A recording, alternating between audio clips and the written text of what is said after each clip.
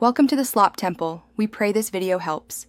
In this video, I will explain how to replace an alternator on a Honda Pilot. First, prioritize safety by disconnecting the negative battery terminal.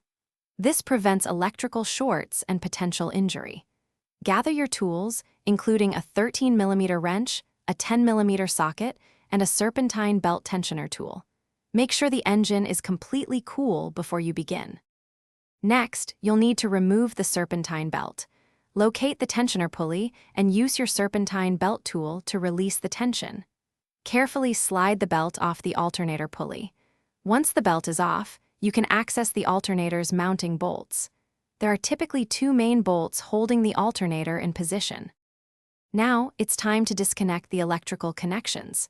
There's usually a main power wire, often secured with a 12mm nut and a multi-pin electrical connector.